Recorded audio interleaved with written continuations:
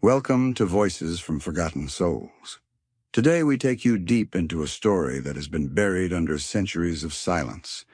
A story that comes from the Gold Coast in West Africa. A story of a young man whose courage and pain collided in a way that changed his fate forever. This is the story of Kwasi Mensah, a skilled hunter who became known as the Lion Caller. His life was shaped by survival, betrayal, and revenge during one of the darkest moments in human history. In this story, you will witness how an enslaved hunter carried his courage into captivity, and how his connection to the wild shaped the most shocking act of vengeance in the region of Elmina during the late 18th century. This is not folklore. This is a real event that happened around the year 1784, when the Dutch controlled parts of the Gold Coast and operated plantations using enslaved African labor taken from nearby villages. As we go through this story, take a deep breath and allow yourself to travel back in time with us as the voice of the past rises again. Now let us begin the journey. Kwasi Mensah was born in a small Akan village, not far from the dense green forests that stretched endlessly across the western part of the Gold Coast. His people were skilled farmers and hunters who respected the land and the animals that lived within it. From the time Kwasi could barely walk, he followed his father into the forest to learn the skills every hunter needed.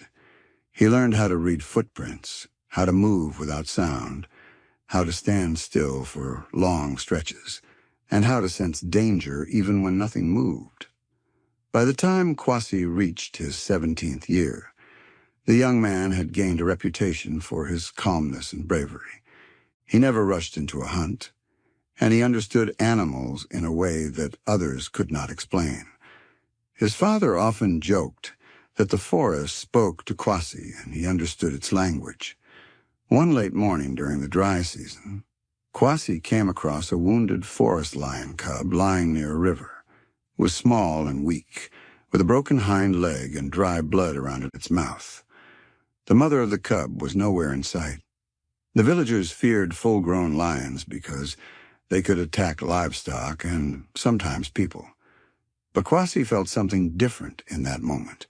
He looked into the frightened eyes of the cub and something inside him softened.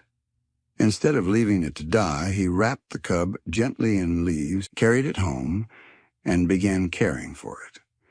He fed it ground meat and water, kept it warm near the fire, and cleaned its wounds every night. As days passed and the cub slowly healed, a bond began to grow between the young hunter and the young lion. Kwasi named it Kojo because it was born on a Monday according to Akan tradition. Kojo followed Kwasi everywhere. Nobody in the village understood how Kwasi managed to earn the trust of a forest lion cub. But his father believed that nature had chosen Kwasi for something neither of them yet understood. For 2 years, the bond grew stronger.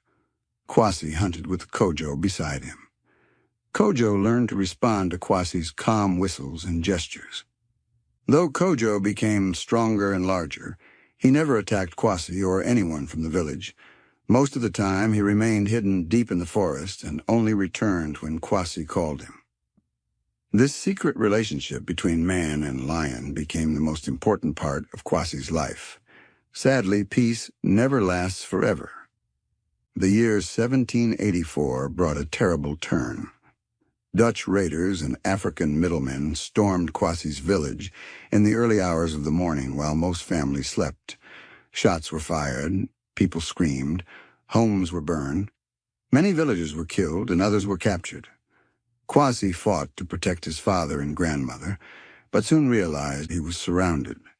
He was knocked unconscious and dragged away along with dozens of others. When Kwasi opened his eyes again, he found himself tied inside a wooden holding pen near the coast where slaves were kept before being sold. His father and grandmother were nowhere to be found. For several days, Kwasi was beaten, starved, and forced into labor near the Dutch fort. He listened to the cries of the other prisoners and felt his entire world collapse. Everything he loved was being taken away from him. But one memory stayed alive inside him. Kojo, the lion cub he had rescued years earlier, the forest companion he had protected, the animal that trusted him more than any human. As he sat in the holding pen, he wondered if Kojo was searching for him in the forest. He wondered if Kojo sensed that something terrible had happened. After a week of captivity, Kwasi was taken to a Dutch plantation near Elmina. The plantation grew palm, cassava, and cotton, and it was owned by a Dutch merchant named Peter van der Velde. Peter was known across the region for his cruelty. He flogged enslaved people until their backs were torn open. He starved children who moved too slowly. He punished sickness because he believed illness was laziness. Kwasi met Peter for the first time when he arrived at the plantation with a group of new captives. Peter looked at Kwasi up and down with a cold smile, as if examining a new tool for his work. He struck Kwasi across the face to test his reaction. Kwasi did not flinch. Peter laughed and called him stubborn. Kwasi kept a calm face, but inside him, something dark began to grow. Peter ordered the new slaves to work in the fields, and those who could not keep up were beaten brutally. Kwasi watched several people collapse within the first week. Some survived, others did not.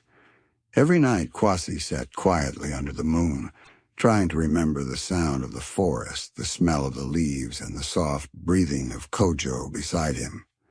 He wondered if Kojo was still alive. He wondered if Kojo would ever find him.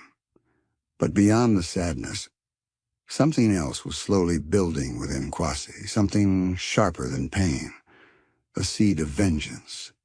Deep in his heart, Kwasi knew that Peter had taken everything from him, his family, his freedom, his dignity. Every time Peter chose a random person to punish for entertainment, Kwasi felt the fire burn hotter. The more he felt the anger rise, the more he remembered Kojo, the lion he had raised from a fragile cub. He remembered how Kojo would growl when danger was near. He remembered how Kojo would sit still when Kwasi spoke. He remembered the bond they had built through trust and patience. Then one night, as Kwasi worked near the edge of the plantation, where the forest began, he heard a sound that froze him completely. A low growl. A familiar growl. He slowly turned his head and looked into the darkness between the trees. Two glowing eyes stared back at him. The body was larger and stronger than before, but the eyes were the same. It was Kojo, the lion he had raised with his own hands. Kojo stepped forward slightly, just enough for the moonlight to touch his fur. He did not roar. He did not show aggression. He simply watched Kwasi with an expression that only they understood. Something inside Kwasi cracked open. Hope. That night he could not sleep. His heart pounded with fear and excitement. If Kojo was alive, it meant the forest had not forgotten him. It meant nature itself had come looking for him. Over the next several nights, Kwasi returned to the same spot near the forest. Kojo appeared again and again. At first he stayed far. Then he moved closer. Kwasi kept his hands low and calm each time. He spoke softly so that the guards could not hear him. Kojo responded with slow blinks, a lion gesture that signaled trust. Kwasi realized that Kojo had not forgotten him. The bond had survived separation. The forest had reunited them. And in that moment, the idea began to grow inside Kwasi. The idea that Peter might not be invincible after all. The idea that there might be a way to make Peter pay for the lives he had destroyed. A way to use the one friend Kwasi had left. A way that no human would expect. A way that only a hunter born in the forest could imagine. And so the seed of vengeance began to grow into a plan. A dangerous plan. A plan that could cost Kwasi his life if he made one mistake. but he no longer feared death. He only feared dying without justice. That night he whispered into the darkness that one day soon he would bring Peter into the forest, and he would not return with him. The shadows around him listened. The wind moved, and somewhere deep in the trees, Kojo growled softly, as if he understood exactly what Kwasi intended to do. Kwasi woke before sunrise on the morning after he first reunited with Kojo, and the weight of his new reality pressed heavily on him. The plantation was still dark, the air thick with the smell of damp earth and smoke from the guard huts that burned low through the night. The voices of the other enslaved people rose slowly as they prepared for another day of harsh labor. But Kwasi's heart beat differently this morning. Something had changed. For the first time since he had been captured, he did not feel completely trapped. The forest was still his ally. The lion he raised was still alive. Hope had returned, although it was a dangerous hope that needed patience and secrecy. Kwasi worked in the cassava fields that day, pretending to focus on the tasks the overseers barked at them. His hands moved automatically because he had done this work day after day, but his mind was working on something entirely different. He observed the patterns around him, the paths the guards took as they patrolled, the times when Peter van der Velde moved from his home to the warehouse, the hours when Peter inspected the fields, and the moments when he demanded punishments for no reason. Kwasi watched every detail carefully. He needed to understand Peter's daily rhythm so he could find the perfect time to draw him into the forest without raising suspicion. Although Peter's cruelty was unpredictable, some of his habits remained the same. Every afternoon he walked alone from the main house to the edge of the forest to smoke his long pipe under a large cotton tree. Peter claimed that the forest breeze calmed his mind, although everyone knew he had no mind to calm. He often sat there for about 1 hour before returning to the house to drink, eat, and sometimes punish someone for amusement. Kwasi knew that if he wanted to lead Peter into the forest, it could only happen when Peter was already close enough to hear him or see something that might trigger his curiosity or anger. As the day continued, the heat rose fiercely, burning the backs of the enslaved people as they worked. Some fainted and were kicked awake by the overseers. Others worked silently without complaint because complaint only invited pain. Kwasi remained focused, moving through the tasks quickly enough to avoid punishment, but slowly enough to avoid attention. That night he returned to the forest edge again. He had to be careful. The Dutch guards sometimes changed their routes, and if anyone found him too close to the forest, they would accuse him of planning an escape attempt and kill him without hesitation. But Kwasi knew how to move quietly. The skills he learned from childhood returned to him like water flowing back into a riverbed. His footsteps made no sound. His breathing was controlled. He reached the same spot where Kojo had appeared the night before. He waited in stillness. Minutes passed. The night was cold and filled with the chirping of insects. Then the familiar growl rose from the shadows. Kojo emerged from between the tall trees, his large body brushing against branches. The lion's eyes glowed faintly under the moonlight. He stood only a few steps from Kwasi this time. Kwasi slowly raised his hand and whispered Kojo's name. Kojo responded with a low rumble, not aggressive but calm, like the sound he made as a cub when Kwasi stroked his head. Kwasi knew he could not touch Kojo now. Kojo was no longer the small cub he once carried home wrapped in leaves. Kojo was a grown forest lion, powerful and unpredictable. Yet the bond between them still existed. Kwasi spoke softly, telling Kojo he needed his help, telling him that the man who hurt their people would soon walk into the forest. Kojo lowered his head slightly, listening in a way only animals with deep loyalty can. The next step for Kwasi was preparation. Revenge needed planning, If it was rushed, he would die. If it was sloppy, Kojo might be killed. If it was discovered, dozens of enslaved people could be punished. Kwasi had to think like a hunter once more. He spent the next several nights watching Peter from a distance. Peter always sat under the cotton tree at the edge of the forest, smoking his pipe while staring into the trees without fear. He did not worry because he believed nothing in the forest could threaten him. He thought he owned everything he saw. This arrogance would be his undoing. Kwasi noticed that Peter always walked to the cotton tree at the same time, right after shouting at the enslaved people for the day's work. He always carried the same pipe and always drank from the same small metal flask. He always took the same path.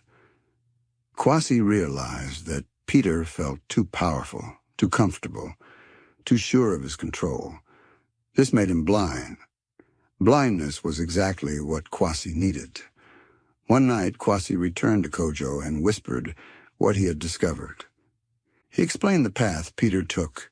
He explained where he needed Kojo to wait. He explained how Kojo would know when to strike. It was a strange thing speaking to a lion as though speaking to a human, but Kojo listened. Kwasi knew Kojo understood his voice and his emotions. He could not know if Kojo understood the details, but he trusted the bond. Over the next week, Kwasi secretly dropped small pieces of smoked meat at the exact place he wanted Kojo to hide during the attack. This was an old hunter trick. If an animal associates a location with food or comfort, it will return to that location even in unfamiliar situations. Kojo found the pieces each time, eating them slowly and leaving tracks that only Kwasi recognized. On the plantation, tension grew. Peter became even more aggressive. He beat 2 elderly men in one afternoon because they were too weak to carry bags of cassava. He punished a young girl by tying her to a post and leaving her under the sun until she fainted. Kwasi watched all this with cold fury. Each act of cruelty hardened his resolve. The plan had to be perfect. He knew the time was near. One afternoon, a violent storm swept across Almena. Rain pounded the roofs and thunder shook the ground. For many people, storms brought fear. But for Kwasi, the storm brought clarity. He knew that storms often forced Peter to cancel his evening walk. But once the storm ended and the sky cleared, Peter always stepped out to inspect the damage. He liked to walk along the edge of the forest after storms because he believed it made him appear strong, as if nature respected him. Kwasi waited for the storm to calm. He studied the sky. When the rain softened and the clouds opened slightly, he knew Peter would come out soon. He also knew the noise of the rainwater dripping from the trees would help hide any sound Kojo made as he moved. That night, Kwasi slipped out earlier than usual. He moved through the shadows without drawing attention. He reached the forest and waited. Kojo arrived moments later, his body wet from the storm but his eyes sharp and alert. Kwasi whispered that the time had almost come.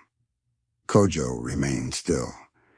Then Kwasi moved back toward the plantation, taking his hidden position near the cotton tree. He did not need to wait long. Peter soon appeared wearing his long coat and carrying his pipe. He muttered angrily about the storm and kicked a fallen branch out of his hair. Kwasi clenched his fists as Peter approached the cotton tree. The anger in Kwasi's chest felt like fire, but he controlled it. Hunters survive not by emotion, but by timing. Peter sat under the tree and lit his pipe. The match flame flickered in the wind. He inhaled deeply and released smoke with satisfaction. This was the moment Kwasi had studied for weeks. He stepped slightly into view, just enough for Peter to notice movement. Peter instantly stood up. He shouted, demanding to know who was there. Kwasi allowed his body to turn just enough for Peter to recognize him. Peter shouted again, telling Kwasi to come closer, threatening punishment if he did not obey. Kwasi did not speak. He turned and walked calmly toward the forest. Peter's anger rose.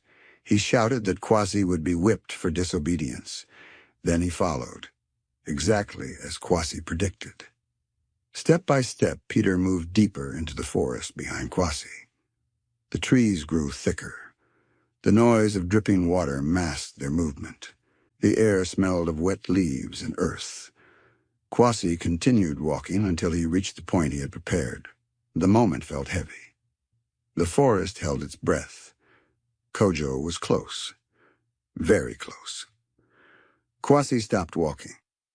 Peter shouted at him again, demanding he turn around. Kwasi slowly turned his head. Peter raised his hand to strike. But before he could finish the motion, a deep growl rose from behind him. Peter froze. The growl grew louder, a sound no human could ignore. Peter slowly turned, and for the first time in his life, Peter Vandervelde knew fear. Kojo stepped out of the shadows. The moment Kojo stepped out of the shadows, the forest changed. Every insect seemed to stop singing. Every leaf seemed to stop moving. Even the wind held its breath. Peter Vandervelde stood frozen as the large forest lion walked slowly into the thin beam of moonlight that filtered through the trees. Kojo was bigger than Peter had imagined any lion could be. His mane was thick and dark, his shoulders broad and powerful, and his amber eyes focused directly on the Dutch master with a calm but deadly expression. Peter had seen lions from a distance before during hunting trips, but he had never been this close to a full-grown forest lion. He had always believed that guns and power protected him from danger, but here in the darkness of the forest he had no gun, no guards, and no protection. All he had was fear, a fear he had never felt before. Kwasi stood still a few steps away, his face calm, his eyes watching both Peter and Kojo closely. He did not speak because speaking was unnecessary. Everything that needed to be said was already written in that moment. Peter slowly backed away, shaking, gripping his pipe like a weapon even though it was useless. He whispered for help, but there was no one to hear him. He whispered again, louder this time, then shouted for the guards, for anyone, for anything, as if the forest would answer him. Kojo did not move quickly. He took slow steps forward, watching Peter with the patience of a hunter who already knew how the night would end. Peter stumbled and fell back into the mud. His pipe flew out of his hand. He scrambled to pick up a branch, but the branch snapped in his shaking hands. Kwasi watched with steady eyes. He felt his heart beating fast, but he did not tremble. He had waited for this moment for many months. He had sacrificed sleep. He had studied Peter's habits. He had planned every detail with the discipline of a hunter. Peter's breath became loud. He looked at Kwasi with disbelief, rage, and fear. He shouted that Kwasi would pay for this. He shouted that the Dutch would hunt him down. He shouted that he would burn every enslaved person on the plantation. His voice trembled. Kojo growled again, and Peter fell silent. The lion stepped closer, and Peter began to crawl backward on the forest floor. He slipped over wet roots and wet leaves as Kojo followed him with heavy, slow steps. Peter tried to stand, but his legs failed him. He tried to shout, but the words dissolved in fear. Kwasi stepped slightly to the side, blocking Peter's escape path without touching him. Peter looked at Kwasi with wide, desperate eyes. He begged. He pleaded. He offered promises. He swore he would free Kwasi. He swore he would release every enslaved person. But Kwasi remained silent. He had seen Peter punish people who begged. Peter never kept promises. Peter only understood pain and control, and now control belonged to the forest. Peter shouted one last threat, his voice breaking apart, and Kojo lunged. The forest erupted with movement as Kojo's roar exploded through the night. Peter tried to run, but he was too slow. The weight of the lion hit him and knocked him into the mud. Kojo's jaws clamped down, and Peter screamed in a way that echoed into the deepest part of the trees. Kwasi closed his eyes for a moment. and listened. He listened not with joy, but with understanding. Justice sometimes arrives in the only way that cruelty understands.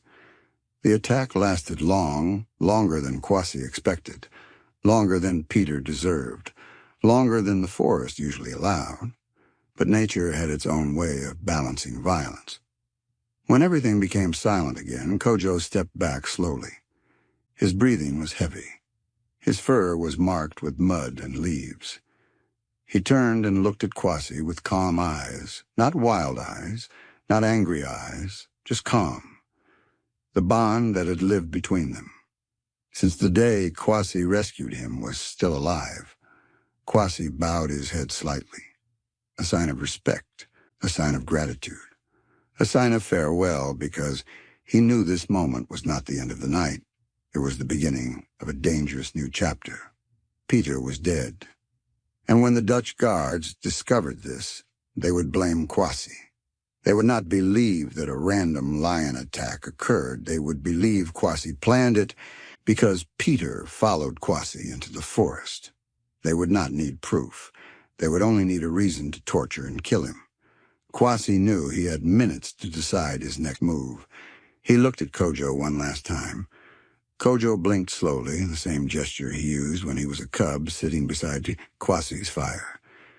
Then Kojo turned and disappeared into the forest without a sound. Kwasi stood alone beside the body of the man who had destroyed countless lives. The dead man who had whipped children. The dead man who had starved elders. The dead man who had laughed while people cried for mercy. Now Peter van der Velde's cruelty had ended. But Kwasi's danger had just begun. The moonlight flickered across the forest floor as Kwasi turned and began moving quickly through the trees. He knew he could not return to the plantation immediately. If he did, guards would see him arrive from the forest and assume he was part of the killing. He needed to approach carefully. He needed to act with caution.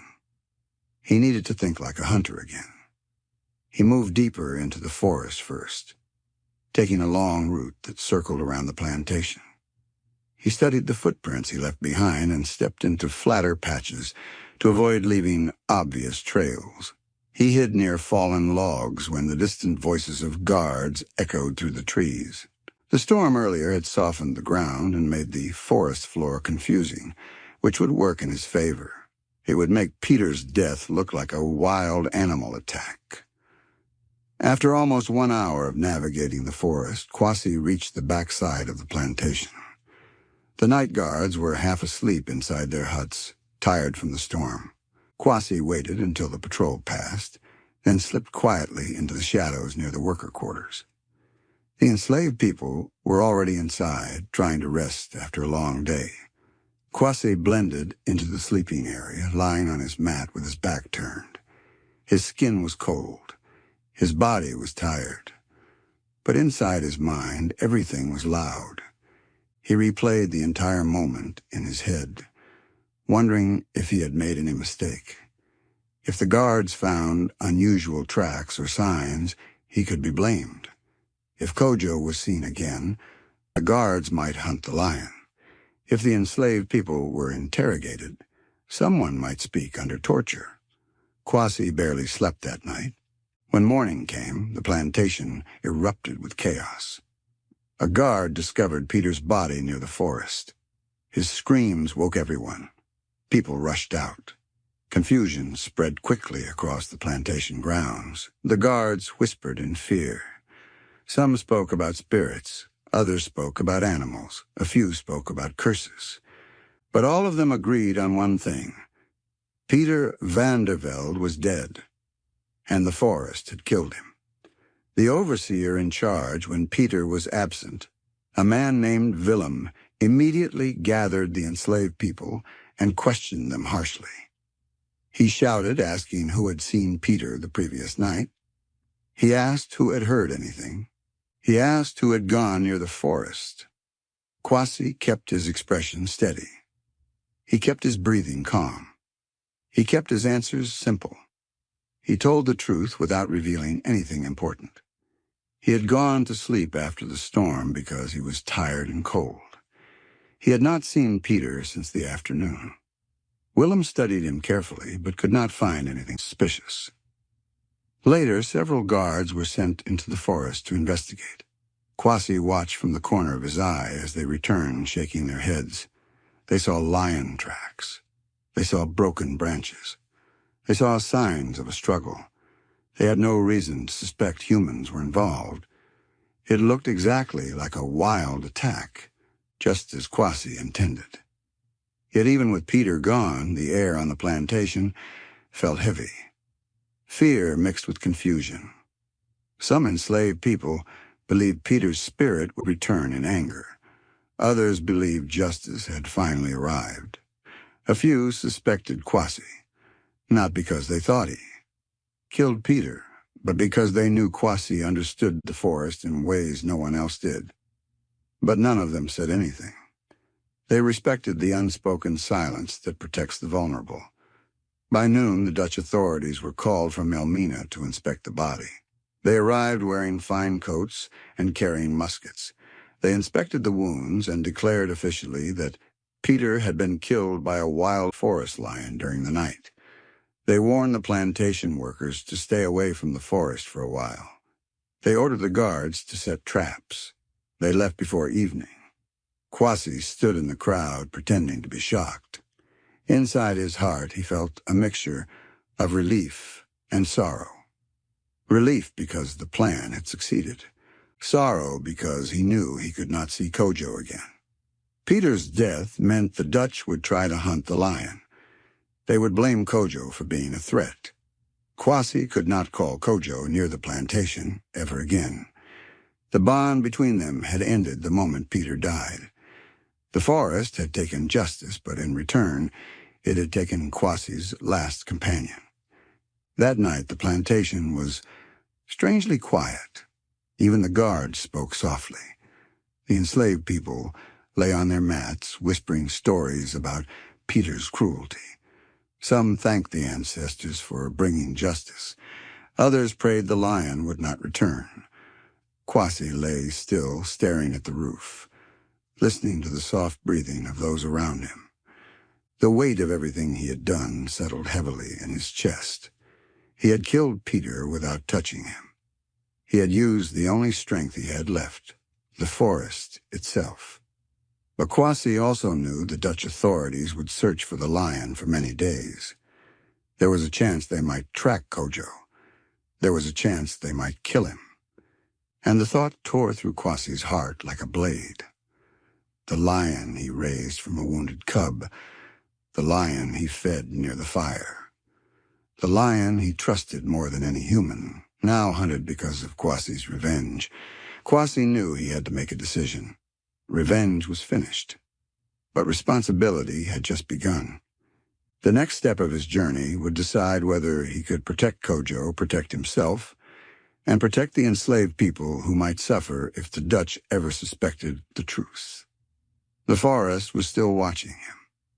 And the next move he made would determine whether he survived long enough to see freedom or died with his secret still burning inside him. The night after Peter's death settled over the plantation like a heavy blanket, and the air carried a strange mix of fear and relief. The enslaved people spoke in low voices as if worried that Peter's spirit was still listening from the shadows. The guards whispered among themselves about setting traps and hunting lions at dawn. Their voices trembled because even they could not hide the fact that Peter's violent death had shaken them deeply. He had seemed untouchable, and now he had been killed by nature itself.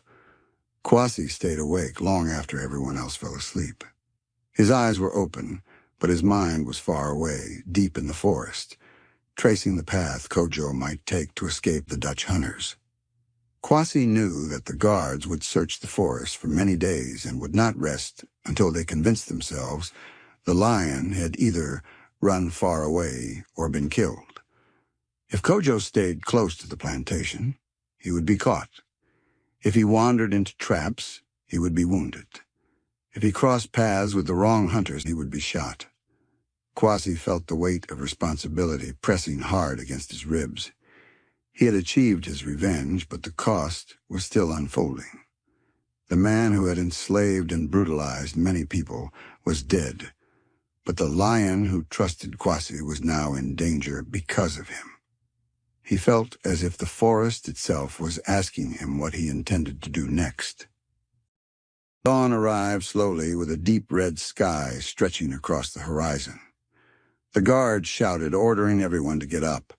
They moved in groups armed with muskets and long sticks and began searching the edges of the forest. Kwasi kept his face calm, but his heart beat heavily inside his chest as he watched them march away. He wanted to follow them, not to help them, but to know how close they might get to Kojo. Work continued under the watch of Willem, who was now temporarily in charge of the plantation. Unlike Peter, Willem was less confident and more paranoid. He shouted constantly, and his eyes darted around as if expecting danger from every direction. He blamed the storm. He blamed the forest. He blamed the enslaved workers, even though he had no proof of anything. Kwasi watched him carefully. Willem was not cruel because he enjoyed cruelty. He was cruel because he feared losing control. This made him unpredictable in a different way, a way that could accidentally expose Kwasi if Willem's suspicion ever rose high enough. That morning, the enslaved people worked quietly in the fields. Everyone whispered about Peter's death, but no one spoke loudly. Fear sat on their shoulders like a heavy load. When the sun rose high enough to reach the scorching point, Willem returned from checking the forest with several guards. Their clothes were wet with sweat and mud. They had found lion tracks, but nothing else. Willem shouted at them for being careless and told them to go deeper next time. Kwasi listened from a distance, his stomach tightening at the words. He knew Kojo moved like a shadow in the forest, but even shadows could make mistakes.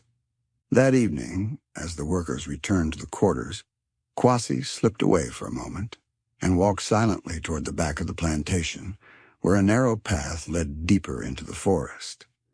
He could not call Kojo with words. It would be too dangerous. Instead, he whistled a soft, familiar tune, one he had used when Kojo was a cub. The sound blended with the rustling leaves and chirping insects. Kwasi waited.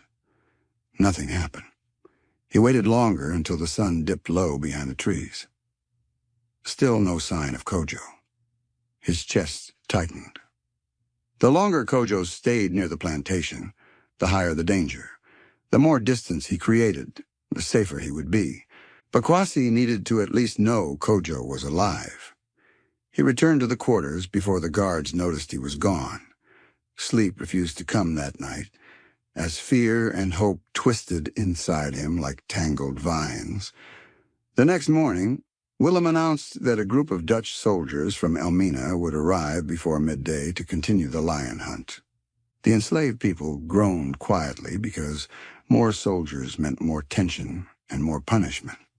The guards began sharpening weapons and preparing traps made of iron and rope. Kwasi felt cold even under the hot sun. He had to do something before it was too late, but he did not know what. By noon, a small group of soldiers arrived. Their uniforms were thick and their faces were stern. They carried rifles and spoke to Willem in harsh voices. They announced that Peter's death would not go unanswered, and that the lion responsible must be hunted and killed. Kwasi stood among the workers, pretending to carry cassava plants, but inside he felt a sharp pain. He remembered Kojo as a small cub, dragging his injured leg through the forest. He remembered cleaning his wounds. He remembered Kojo sleeping with his head on Kwasi's lap. The thought of losing him now felt unbearable. That afternoon, the soldiers marched into the forest. Willem followed, pointing out places where Peter usually walked. The enslaved people were ordered to continue working, but their eyes stayed fixed on the forest. It was as if the entire plantation waited to hear the sound of rifle shots. Hours passed. The sun began to set. Then a loud shout echoed from the trees. Some guards ran toward the sound. Kwasi's heart pounded. What had they found? Minutes later, the soldiers emerged from the forest, dragging something heavy wrapped in leaves. The enslaved people gathered to watch. When the soldiers unwrapped the leaves, a dead lion cub lay inside. It was small, with light brown fur, and barely old enough to hunt on its own. Willem exhaled with relief and declared loudly that justice had been served. The soldiers agreed and said the killer lion must have been the mother of the cub, and the mother had probably fled deeper into the forest. They believed the danger was gone. Kwasi felt his knees weaken. Kojo was safe, at least for now. But Kwasi also understood that false relief was dangerous. Willem was careless and the soldiers were arrogant, but their assumption could change at any moment. If another attack happened anywhere near the area, the hunting would begin again. Kojo needed to leave. That night, Kwasi made his decision. After everyone slept, he would go into the forest one last time. He would find Kojo. He would make Kojo leave the region completely. It was the only way to protect him. The moon rose slowly and the plantation fell silent, except for the distant snoring of tired workers and the occasional muttering of restless guards. When Kwasi was certain no one was watching, he slipped quietly out of the quarters. He stayed low and moved like a shadow across the open ground until he reached the trees. Once he stepped into the forest, the air changed. The smell of wet leaves and earth surrounded him. The sound of insects grew louder. The darkness felt strangely comforting. Kwasi walked deeper into the forest, following paths he knew from childhood, and avoiding traps he recognized from the markings on the ground. He whistled softly, the same tune he had used the previous night. He waited, whistled again, waited longer. The forest remained still. He pressed on, stepping over fallen logs and ducking under thick branches. He reached a quiet clearing where moonlight fell through the trees. He whistled again. A long moment passed without movement. Kwasi felt fear rising in his throat. Maybe Kojo had left the area. Maybe Kojo was avoiding him to stay safe. Or maybe something worse had happened. Then the sound came. A familiar deep rumble that vibrated through the air. Kwasi turned slowly. Kojo emerged from behind a cluster of tall trees. His mane brushed the leaves as he moved. His eyes glowed softly. He looked tired but unharmed. Kwasi felt tears burn in his eyes. He whispered Kojo's name.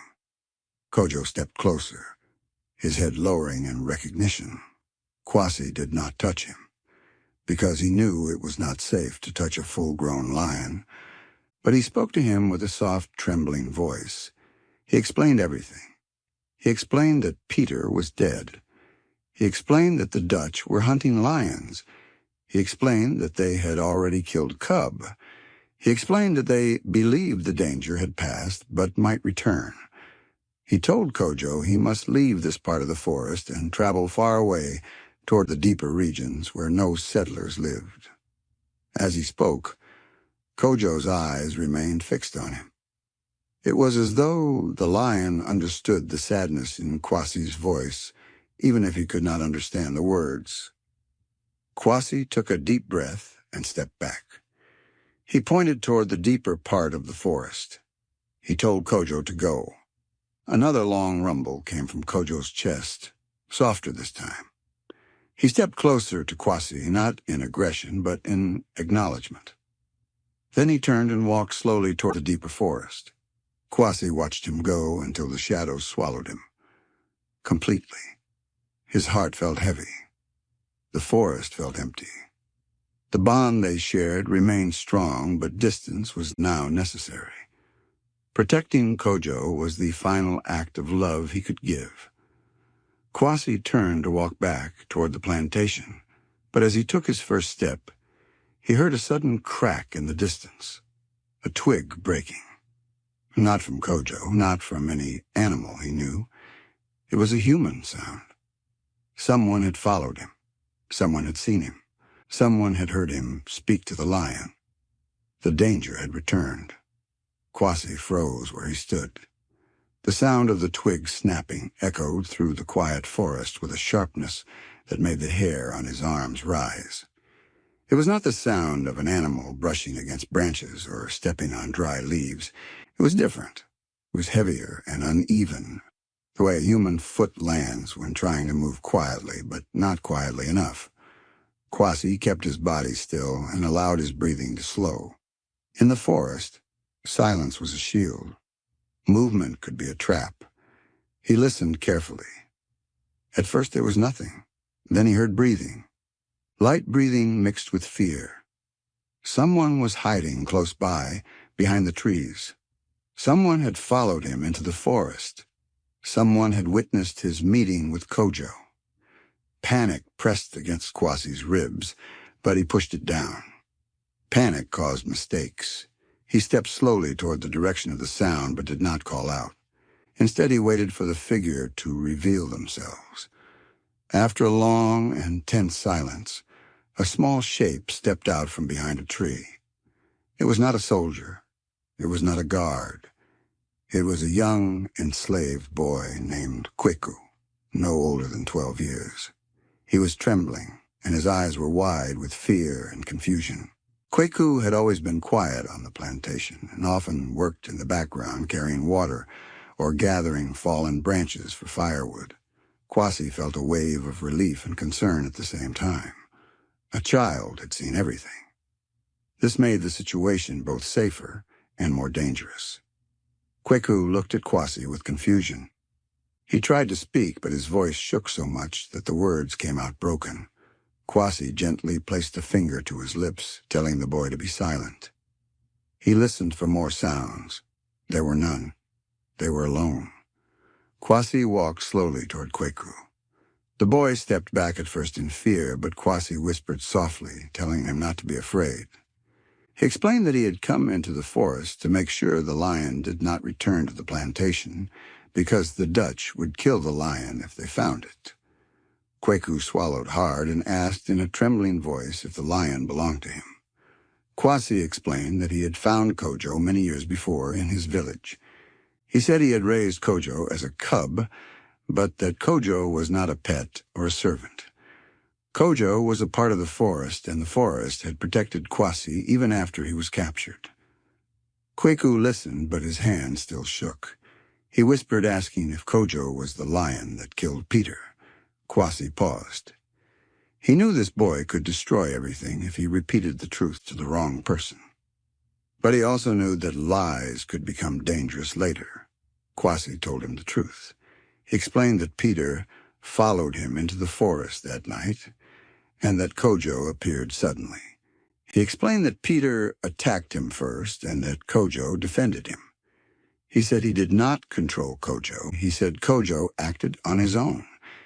He said Peter's cruelty brought his own downfall. Kweku looked down at the ground and nodded slowly. He whispered that Peter had beaten his mother so badly months earlier that she could not walk for many weeks. He said he had prayed every day for Peter to suffer. Kwasi felt a heavy sadness settle inside him. Many people had prayed for justice. He had simply become the tool for it. Kwasi knelt in front of Kweku and looked him in the eyes. He told him that no one must ever know what he saw tonight. He explained that if the Dutch found out he had been near the forest with a lion, they would torture him and the entire plantation to force answers. They would kill innocent people. They would hunt Kojo again. Kweku understood. Tears rolled down his cheeks as he promised not to tell anyone. Kwasi held his shoulder gently and thanked him. Then he told Kweku they needed to return to the plantation carefully because if guards noticed both of them missing, suspicion would rise. They moved quietly through the forest, avoiding dry leaves and broken branches that might reveal their movement. When they reached the edge of the plantation, Kwasi placed a hand on Kweku's shoulder and whispered again about silence. Kweku nodded and slipped back into the quarters. Kwasi waited until the guard patrol passed by, before moving back inside. As he lay on his mat, his chest tightened with worry. Even though Kwaku promised silence, he was still a child.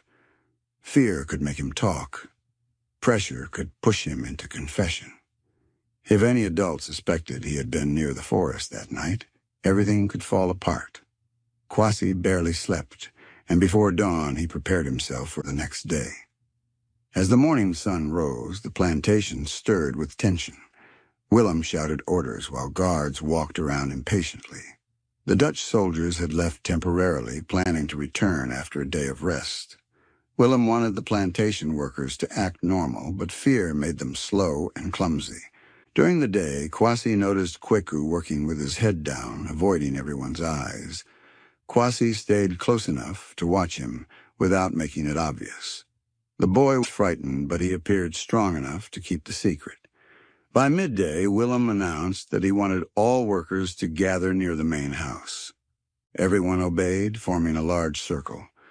Willem stood in front of them with a stern expression. A guard beside him held a long whip.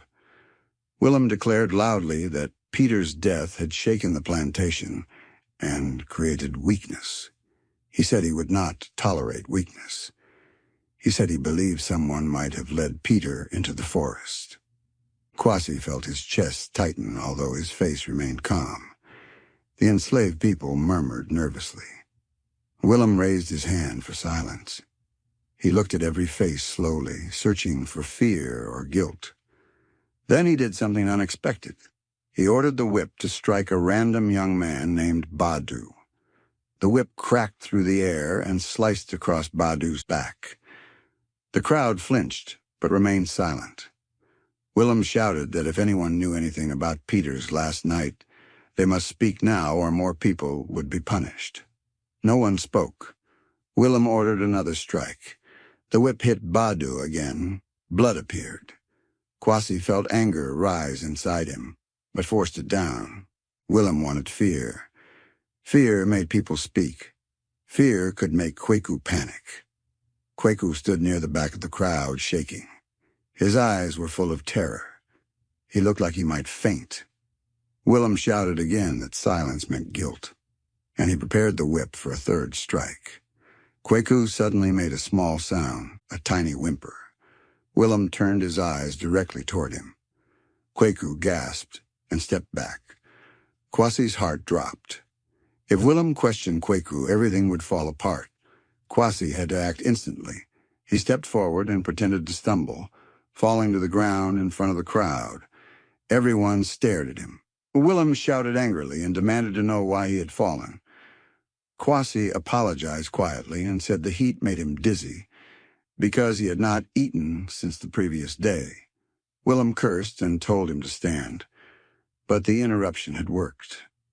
His moment of distraction pulled Willem's attention away from Kwaku. Willem continued questioning the group, but this time he did not look at the back row. Eventually, after many long minutes, he decided that no one knew anything. He ended the gathering and ordered everyone to return to work. Kwaku's life had been saved. Kwasi felt a small spark of relief, but he knew the danger was not gone. Willem would continue to watch for any sign of guilt. He would question again tomorrow, and the day after, and the day after that. Kwasi needed to do something to remove suspicion permanently. But what could he do? During the next 3 days, the plantation continued working under heavy fear. Willem patrolled the area constantly. Guards trailed behind him with the weapons ready. Whispered conversations stopped whenever a guard approached. Kwaku avoided Kwasi as much as he could, afraid that closeness might expose the truth. Kwasi understood and did not take offense. But the silence between them also meant they could not plan anything together.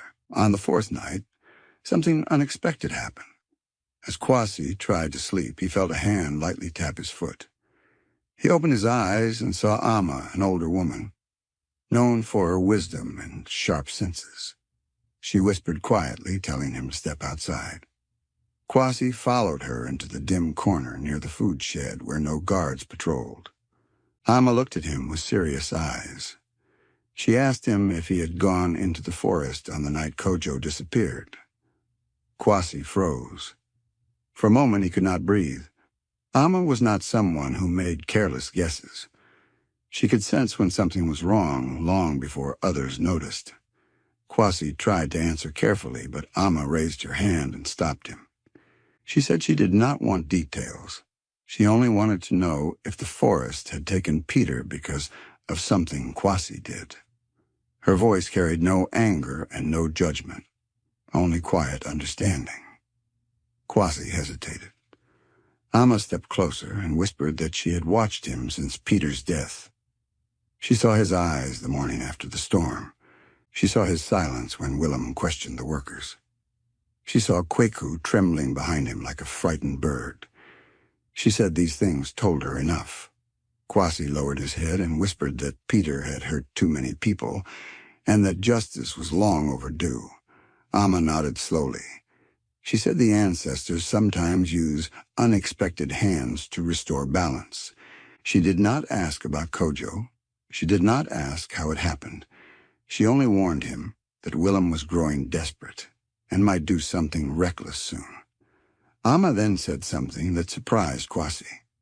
She told him she would help protect Kweku and help protect Kwasi if trouble came.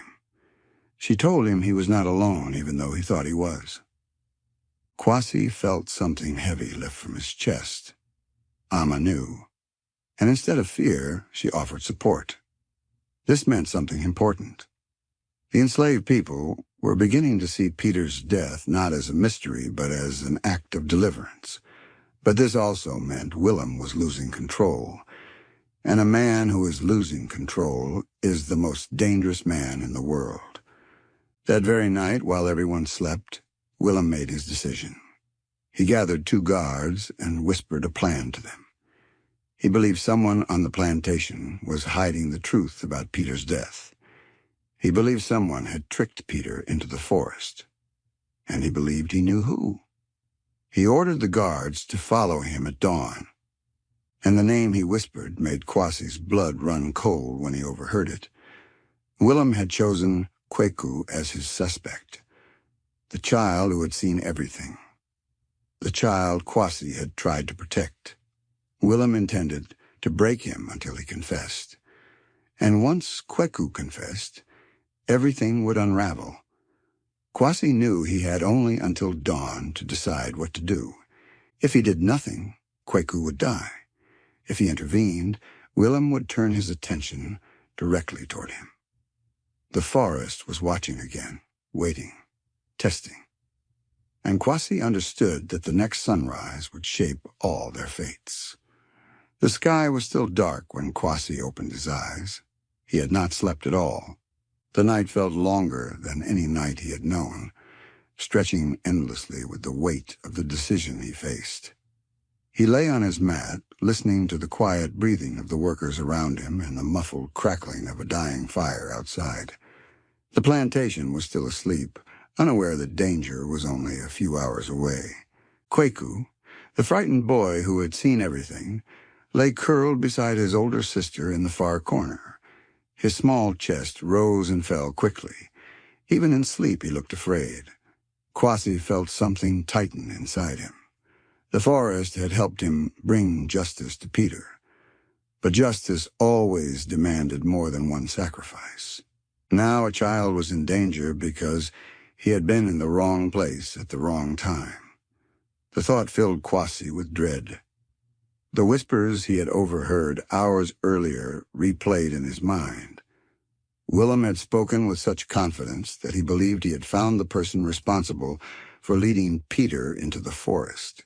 Willem had told the guards that Kweku was the only one weak enough to break easily.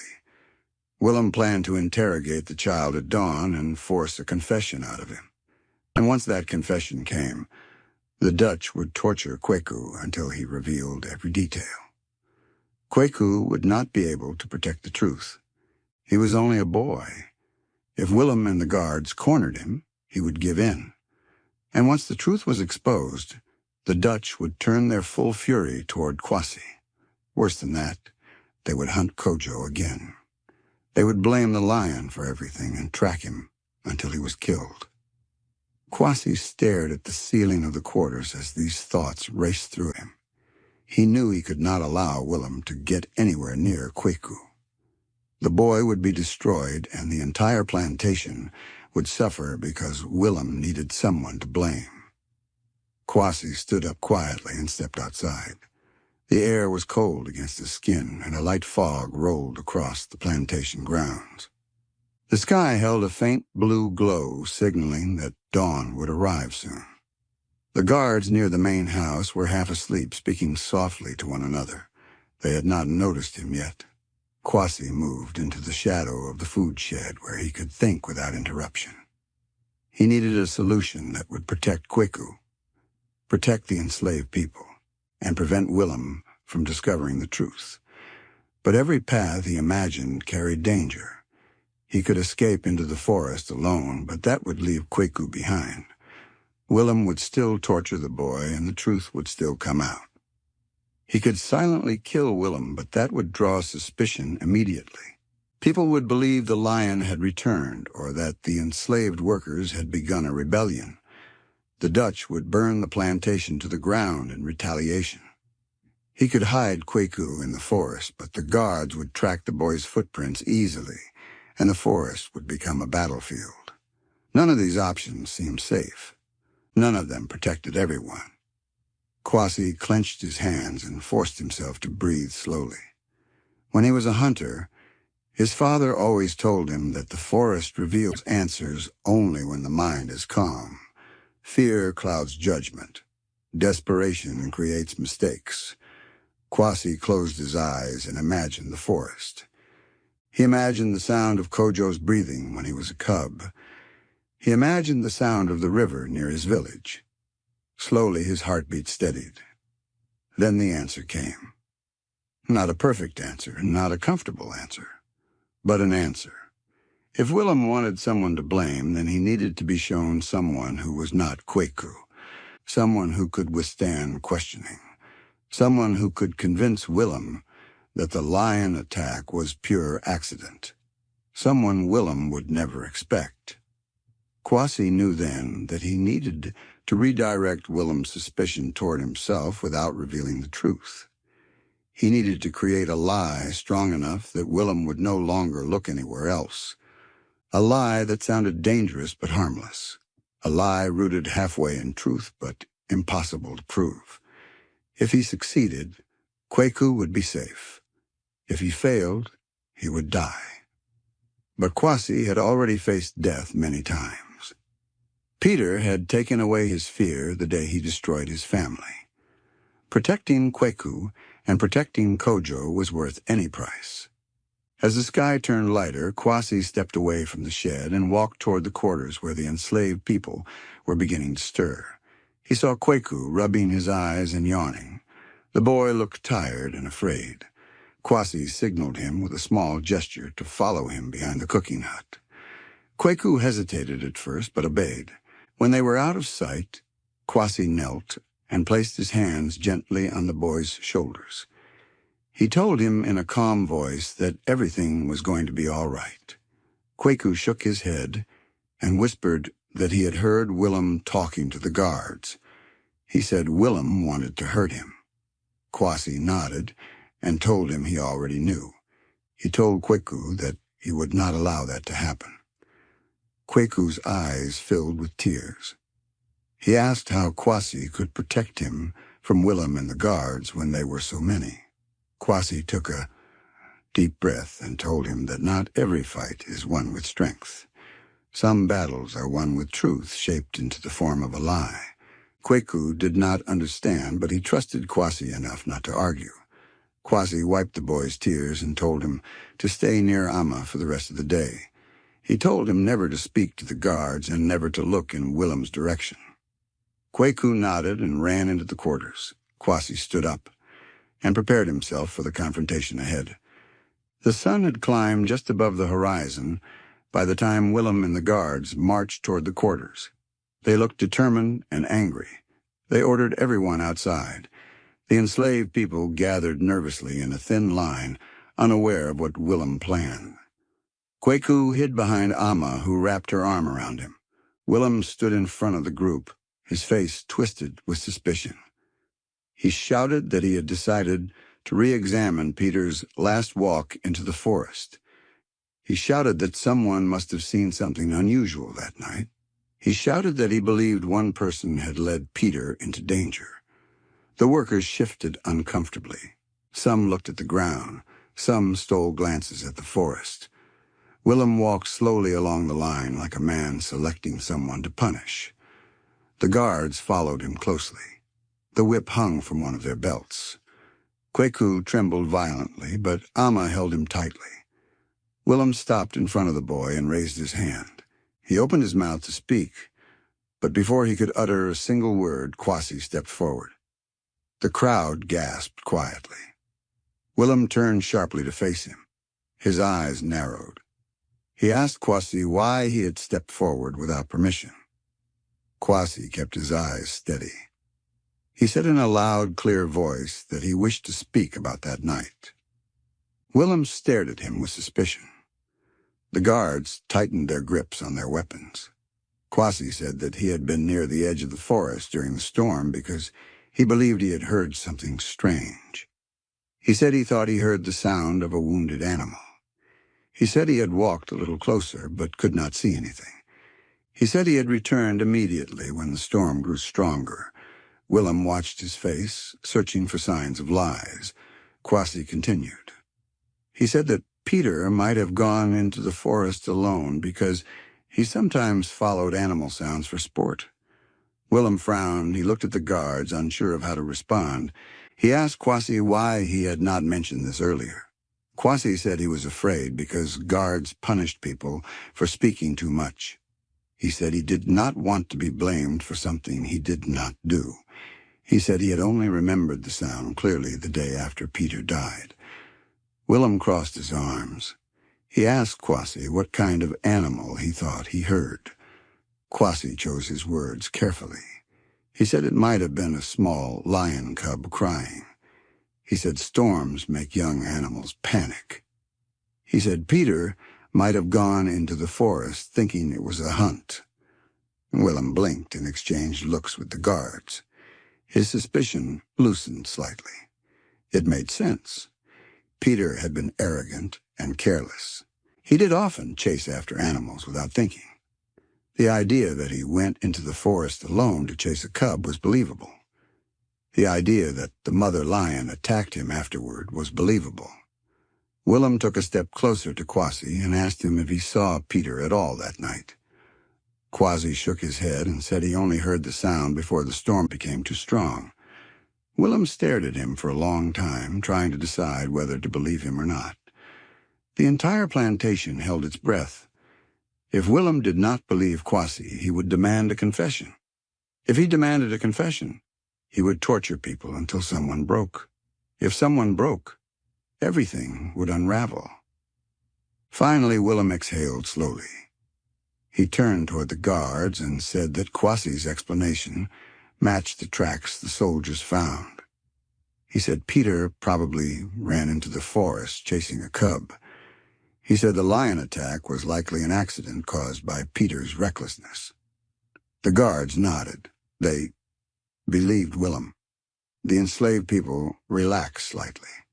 Kweku fell to his knees, trembling with relief. But Willem was not finished. He wanted to regain control. He wanted to show authority. He stepped toward the group and announced that no one should ever go near the forest again without permission. He said the forest was dangerous and filled with wild animals. He said any worker found near it would be punished. He told the guards to increase patrol around the edges of the plantation.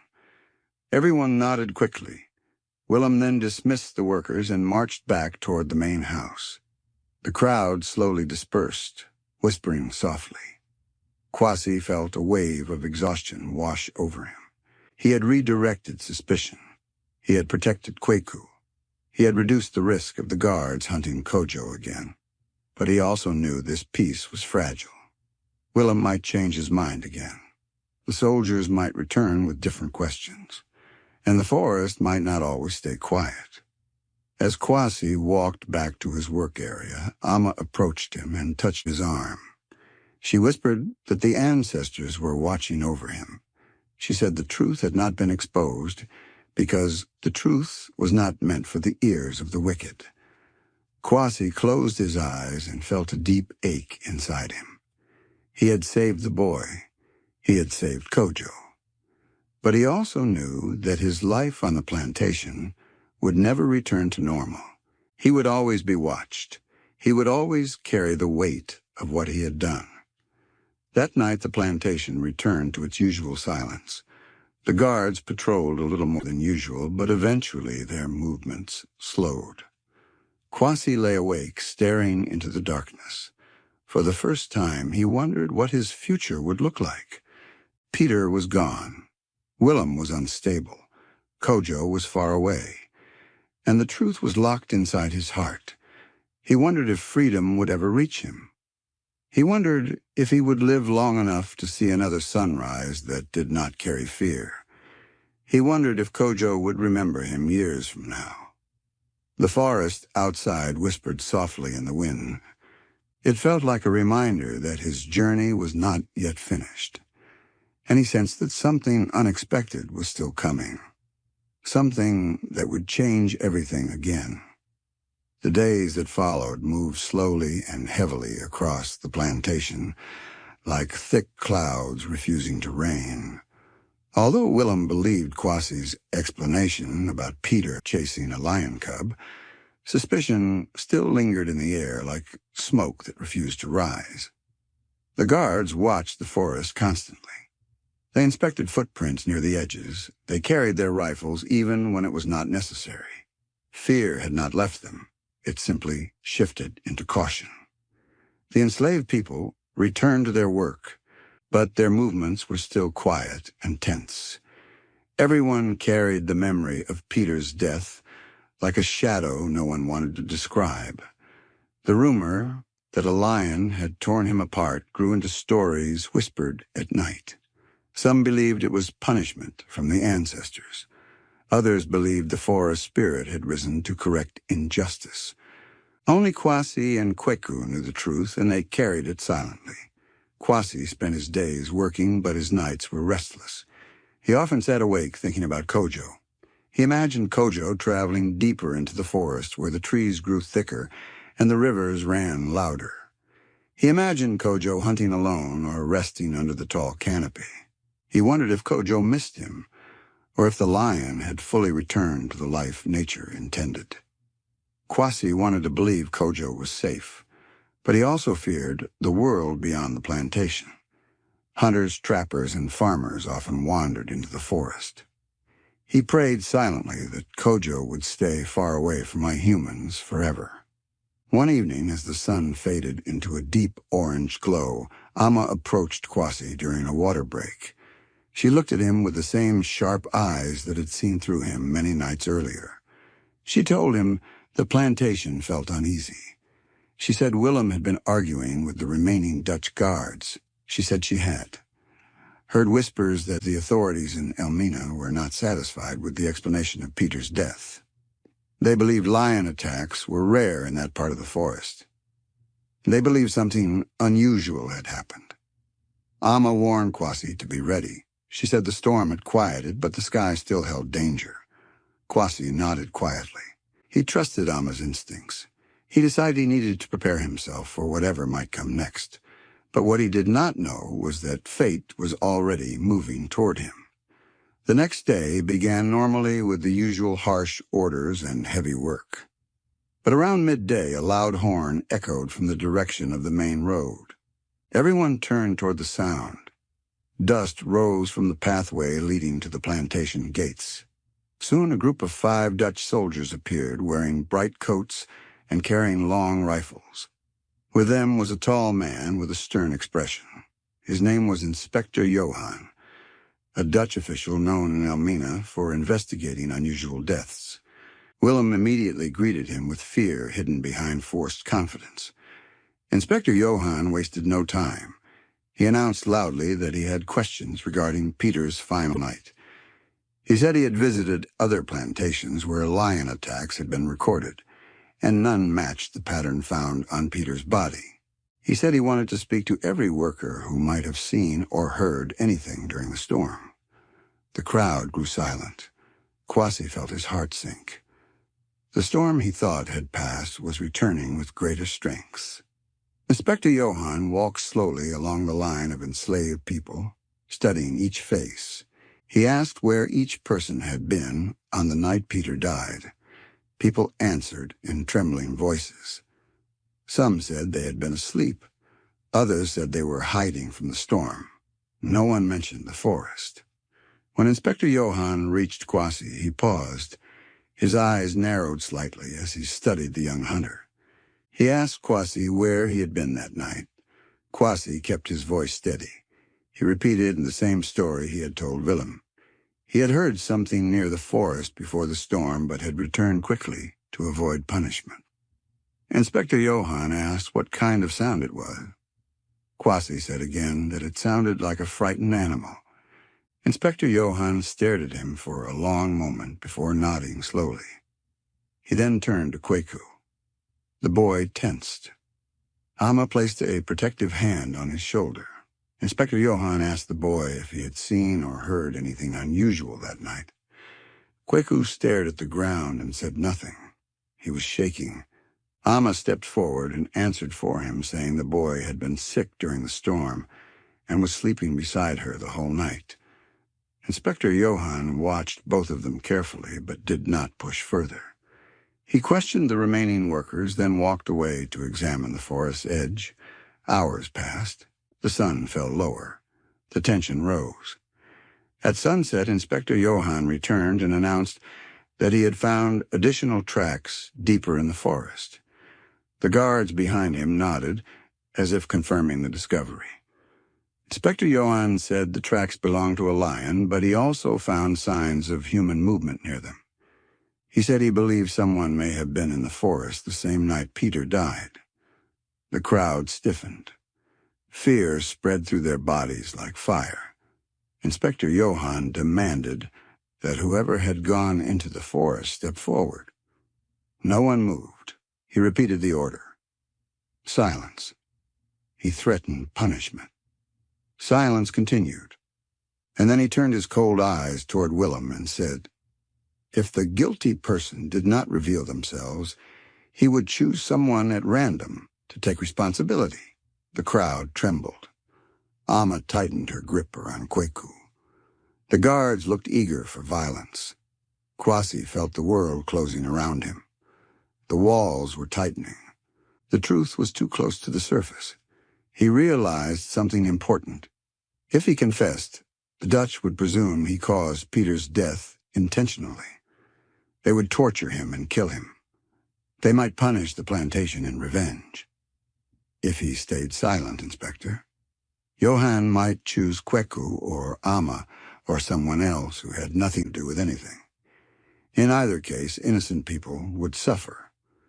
Kwasi felt the familiar pull of the forest inside his chest, a feeling that told him that hiding the truth would only create more pain. He took a step forward. The crowd gasped. He stood tall and said in a calm voice that he had walked near the forest that night. Inspector Johann stared at him with sharp eyes. He asked why. Kwasi said he heard an animal and followed the sound for a short distance before turning back because of the storm. Inspector Johann asked if he saw Peter. Kwasi said no. Inspector Johann asked if he saw a lion. Kwasi said yes, but from a distance. The crowd inhaled sharply.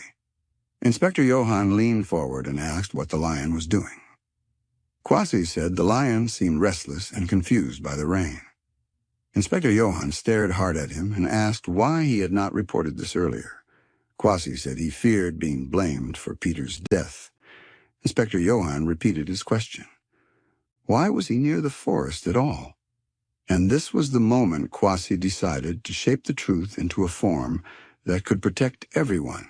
He said loudly that he sometimes walked near the forest during storms because he felt it helped calm his mind. He said he did not hunt. He said he did not lead Peter. He said Peter often went near the forest alone. Inspector Johann studied him for a long moment. The sky darkened slowly behind him.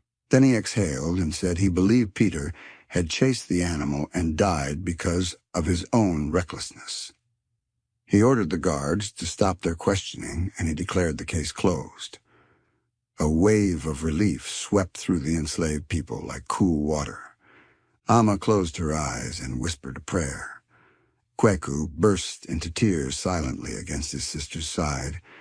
Willem nodded repeatedly, pretending to agree with the inspector's conclusion. The guards relaxed. Inspector Johann mounted his horse and prepared to leave. But before he rode away, he turned to Kwasi and said something unexpected. He said that a man who walks into a storm must always be careful not to become the storm himself. Then he left. That night the plantation felt unusually calm. Work slowed, voices softened. The fear that had squeezed everyone for days finally loosened. Amma approached Kwasi in the shadows and told him he had faced the danger with courage. She said the ancestors had protected him because he had acted not for himself but for the child. Kweku later approached Kwasi as well. His hands shook as he thanked him repeatedly. He said he never forgot how Kwasi stepped forward twice to save him. Kwasi placed a hand gently on the boy's head and told him to grow strong and wise. He told him that silence saved lives. He told him never to fear the forest again. That night, Kwasi walked alone to the far corner of the plantation and looked into the darkness of the forest. He felt the cold breeze against his face. He knew Kojo was far away by now, no longer near danger. The bond between them felt like a distant heartbeat, but still alive. Kwasi whispered into the trees a final farewell, knowing Kojo would never return. He turned and walked back to the quarters. His journey was not finished, but one chapter of his life had closed forever. And that is how the story of Kwasi the lion caller ended on the plantation. Peter was gone. Justice had come. Kweku was safe. Kojo was free. And Kwasi carried the weight of his choices with quiet strength. The world would never record his story. The Dutch would never tell it. But the forest remembered. And now you have heard it too. Now, viewers, we have come to the end of this powerful story of courage, survival, and justice. What have you learned from the story? Tell us in the comments, and also tell us where you are watching from, your city and your country. If you have not subscribed to this channel, please do so right now and join our family here at Voices from Forgotten Souls. Your support means everything to us. Please like the video, share it, and consider joining our membership platform to support the rigorous research our team does to bring you stories like this. Our PayPal and Buy Me a Coffee links are posted on our channel description page if you have any gift for us. We thank you deeply for your love and support. We do not take it for granted. Keep watching and stay blessed.